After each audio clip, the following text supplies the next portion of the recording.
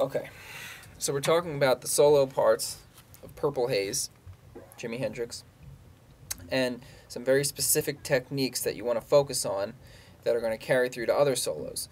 So we're talking about the bridge area, that part.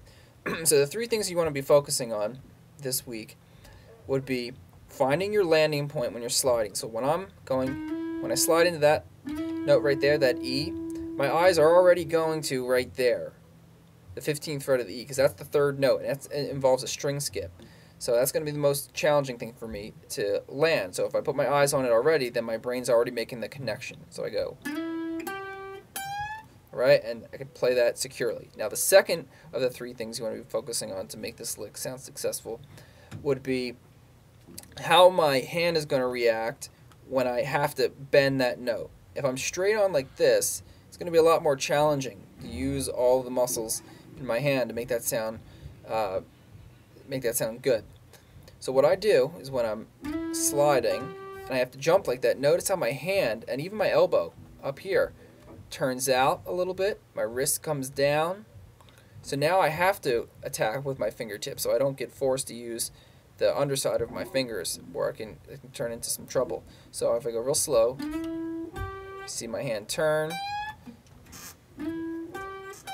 So I'm attacking that note at a different angle. Now the third thing you want to work on is using your right hand, the picking hand, to mute the strings that you're not hitting. So when I'm coming in like this, notice how low my hand gets, right? It sinks all the way down, the pick sinks all the way down to the note, and I lay my thumb across the strings so they don't ring out.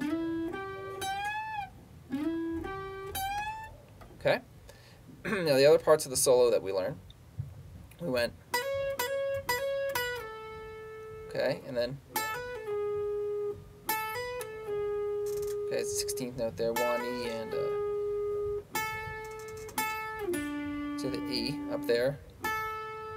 And then we, again, use that technique of eyeing up where we're going to slide to. Our eyes go to the 14th fret of the D now.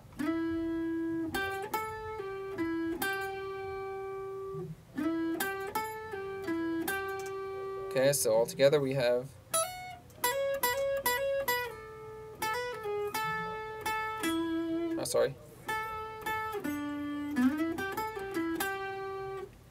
stop there.